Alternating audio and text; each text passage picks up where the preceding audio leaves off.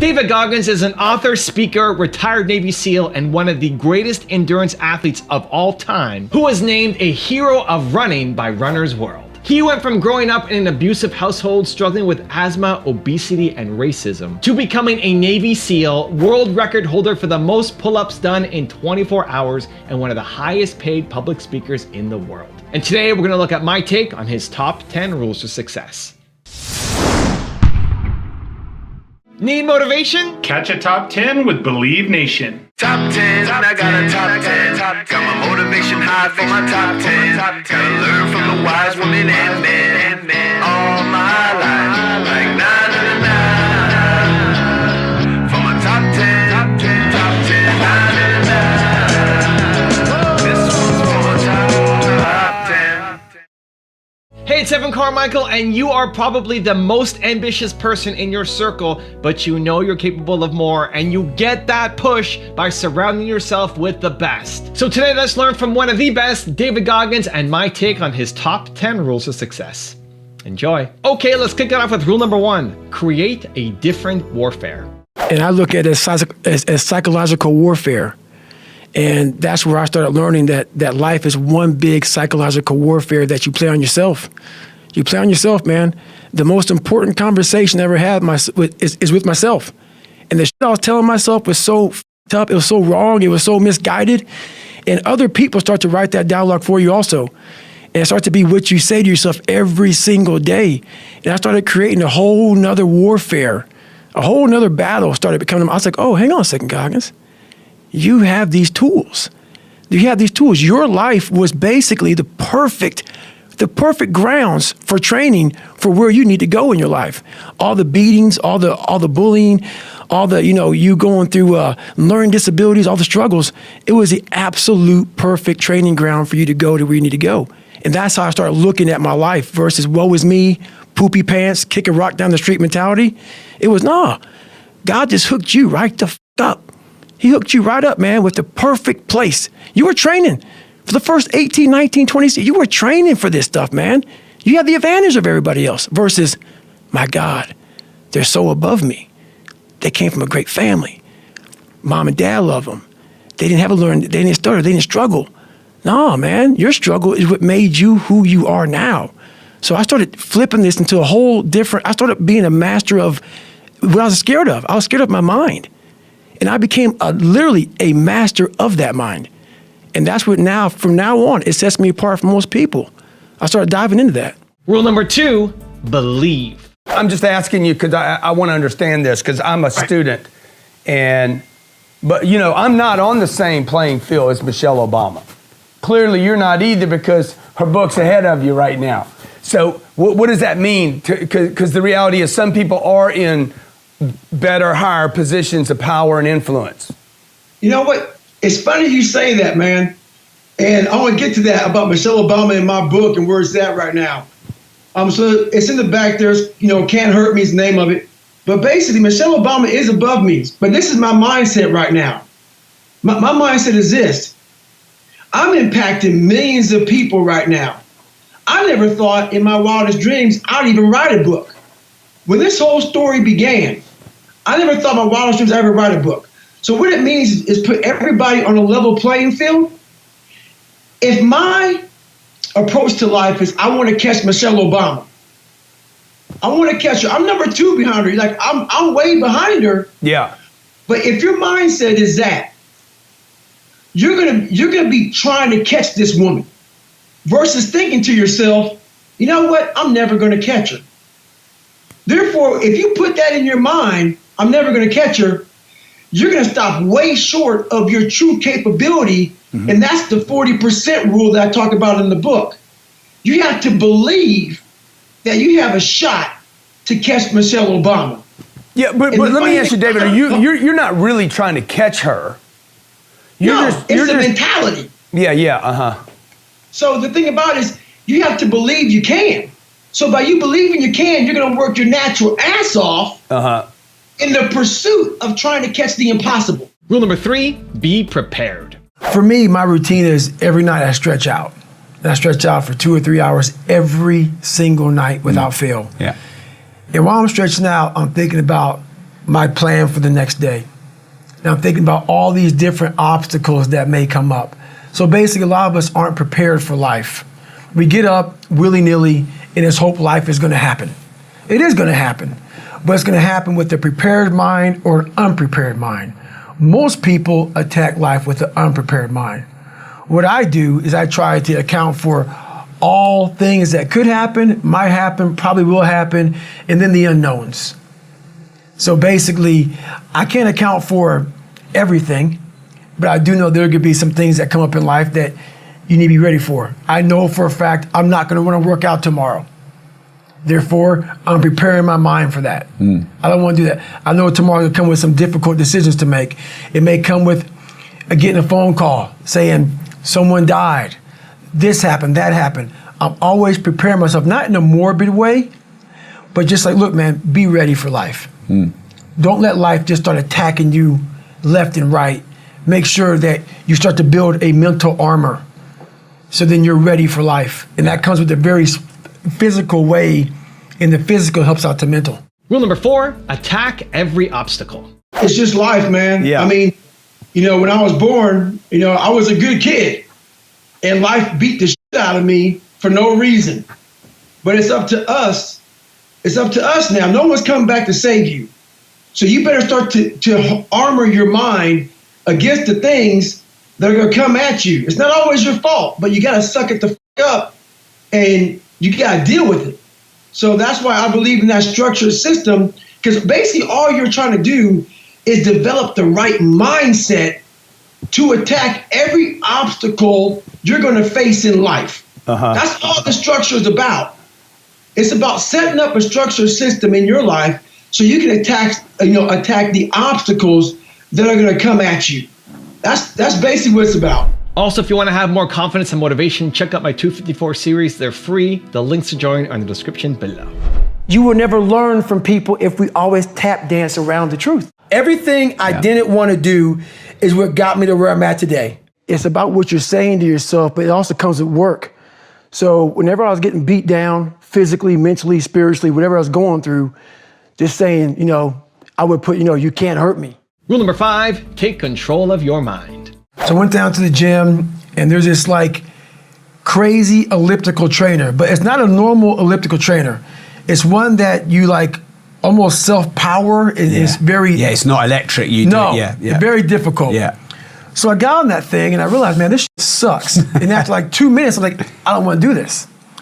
So right then I realized, it looks like we're going to be here for a while. So I did that for 2 hours and 45 minutes. Wow. Yeah. So I'm not saying do that, but that's something I did today. Once my mind said, you know what, let's not do this today. I said, well, since my mind went there, I redirected it and said, just for having that weak thought, we're going to be on here for a while. Right. So it does sort of sound like you're punishing part of your mind in a way. Punishment, maybe not be the right word. Yeah. I want my mind to know who's in charge. So for the better part of 26 years, my mind was in charge of me. Yeah. Which is why I made all these horrible decisions. Once you take control of your mind, you start making decisions for yourself versus your mind making decisions for you. Rule number 6, stay locked into the game.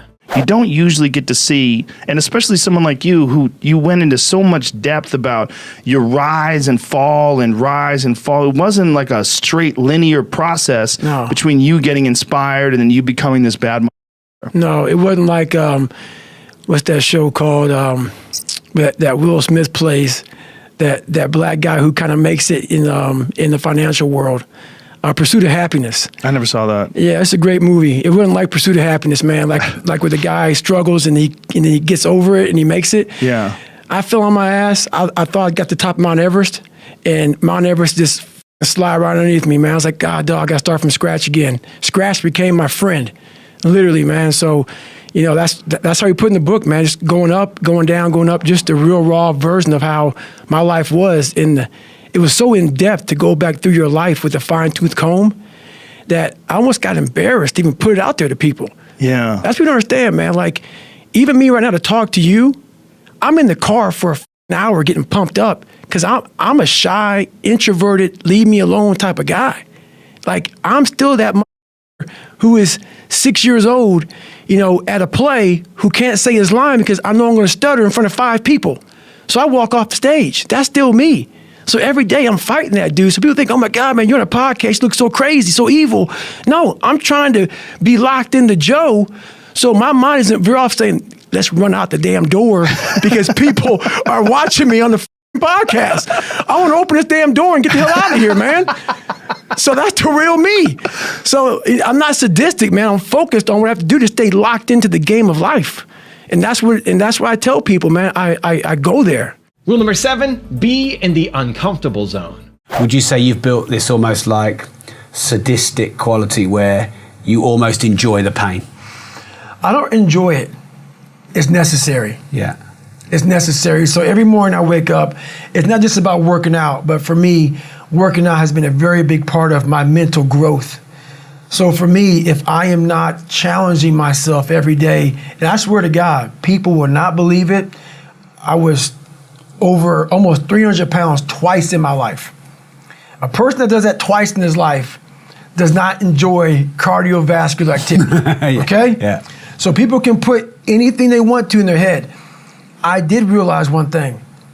The things I don't enjoy that I still do, that's where growth is at.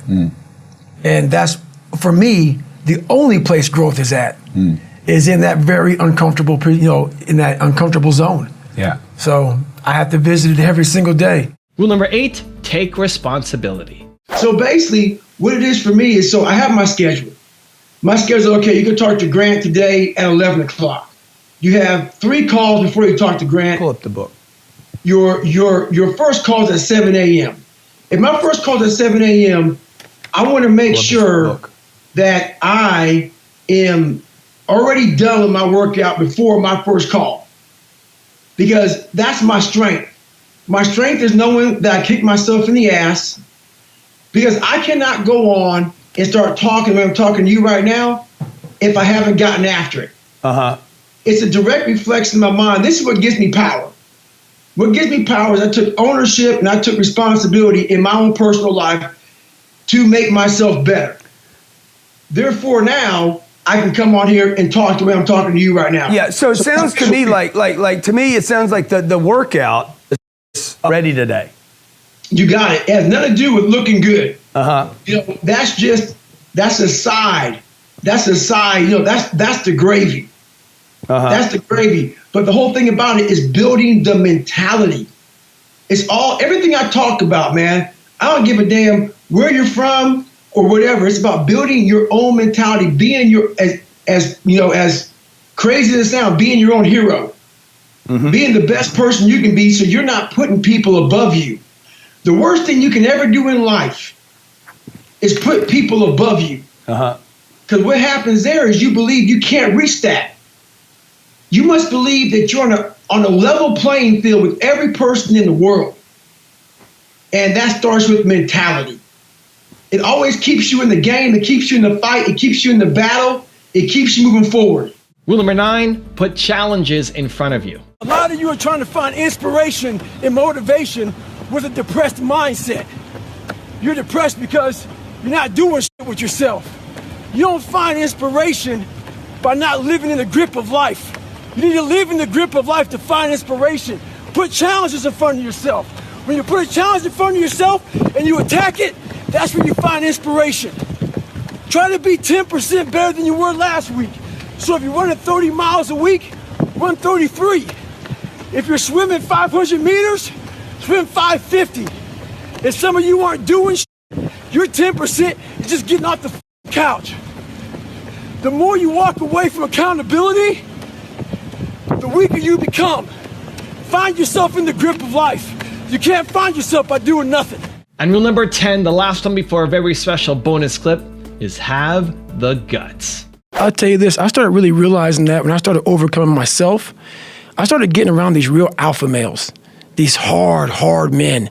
And I always put people way above me when I was growing up. Like, my God, they had to have a lot more than me to get to where they're at. And a lot of them did. But once you get around the best of the best of the best people, you can kind of start breaking them down and realizing, man, you're just as up as me. Like we all have, but all you did was you hit it better. Your upbringing, your mom and dad, your society, the way you were raised, it hit it better than mine. You weren't the only black kid, or there was like 5 in a school. You know, I can't hide. Going through buds, I was the only black kid. You can't hide. But I started realizing just because I look different than you, a lot of you motherfuckers can't hide either. So it started giving me courage through watching people that we all have a story. We all have a jacked up life in one way or another. Some of us don't have the guts to talk about it though. And that's where I found the guts to talk about mine. Now I've got a special bonus clip from David on how to not fear judgment that I think you're gonna enjoy. But before that, it's time for the question of the day. I wanna know, what do you need to summon the guts to then go off and do? Let me know, put it down in the comments below. And if you're still here watching and you promise, you commit, let's go Believe Nation. We don't just watch videos here, we do something about it. If you are gonna commit to taking action today, give me a hashtag Believe in the comments below. I want to celebrate you. I get an email the other day. This young man wants to be a ranger, but he's afraid to go to ranger school. Not because how hard the training is, but because he's afraid if he fails, what people are going to say by judging him. One thing in life, this applies to everything in life. Anytime you move from being normal to trying to be exceptional, people aren't going to like that. Those normal people, it makes them feel like so they're going to judge you. And nowadays, it's very easy to be a coward. Why? We got Instagram and shit. Most folks don't tell you to your face. They go online. They post about like cowards. Don't let cowards get in your head. And last thing, make sure you do you. Stay hard.